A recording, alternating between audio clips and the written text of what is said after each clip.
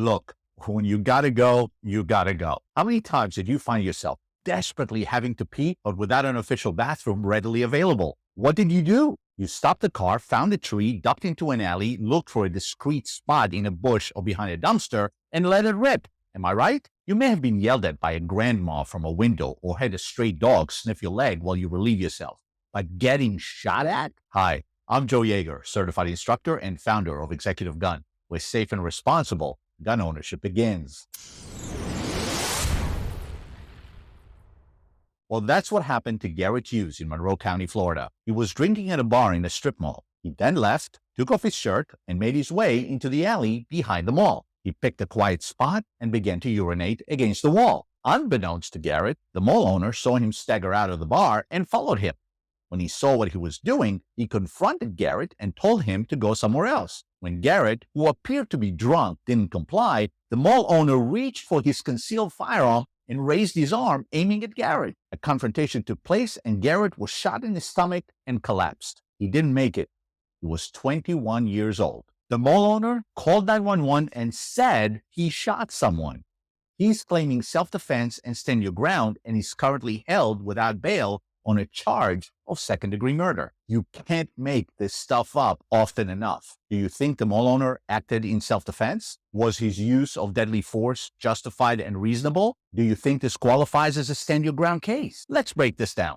Florida concealed carry law states that we may use or threaten to use deadly force in self-defense if one of the three conditions are present. Number one, the reasonable belief of imminent death. Imminent death means you will die within seconds if you don't use deadly force to defend yourself. Number two, the reasonable belief of great bodily harm. Great bodily harm doesn't mean a black eye, scratches, or a broken rib. These are not great nor deadly. Great in this context refers to broken limbs, a fractured skull, or injuries that may potentially lead to permanent disability or death. And number three, to stop a forcible felony in progress.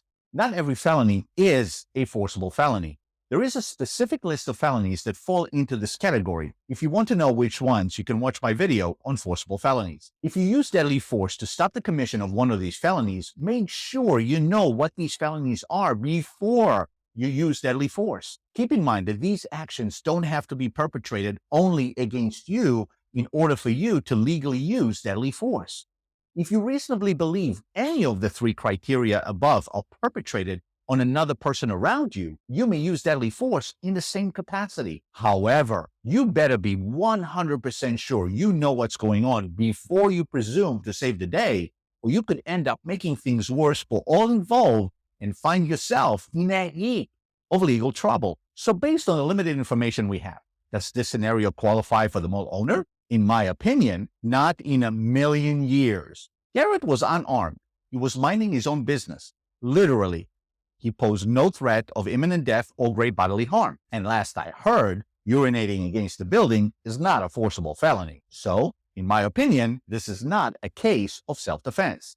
How about stand your ground? The stand your ground law requires that the use of force in self-defense, deadly or otherwise, must be justified and reasonable, and we must be in a place that we have a right to be and not committing a crime. Does this scenario qualify? We are already of the opinion that the use of force by the mall owner wasn't justified or reasonable. But was the mall owner in a place he had a right to be? Yes, he owns the mall. Was he committing a crime? On the surface, it might not appear at first. However, since he appears to be the aggressor harassing and threatening Garrett without provocation, he is, in my opinion, committing a crime that ended up in the death of an innocent. Furthermore, he exited the same bar and was carrying his firearm inside the bar. That in itself is illegal. Therefore, his claim of a stand your ground offense is null and void, in my opinion. It is now up to a jury to decide. The mall owner had a Florida concealed carry permit. The Florida concealed carry course covers the self-defense and stand your ground statutes, among other things. But like most people who get their Florida concealed carry permit, he didn't think it important enough to regularly review these laws and study the real-life application. If found guilty, he'll have plenty of time to review the laws. Unfortunately, if he ever makes it out, he'll no longer have the right to own and carry a firearm, at least not in Florida. Being a gun owner comes with great responsibility. Carrying a firearm in public multiplies it exponentially. Carrying a firearm does not make us invincible. It's not supposed to inflate our ego. It's supposed to keep it in check. We are not free to get annoyed at everything and everyone the same way we used to when we didn't carry a gun. We cannot react to every situation the same way. In fact, we ought to walk away and avoid confrontation at all costs. So let's keep it simple. Unless we or someone around us are facing imminent death, great bodily harm, or a forcible felony in progress, we ought to remove ourselves from a bad situation best we can and get back to our loved ones safe and sound. If you enjoyed this video, please smash that like button, subscribe to the channel, and watch the next video right here. Train hard, often, and safely, and I'll see you at the range.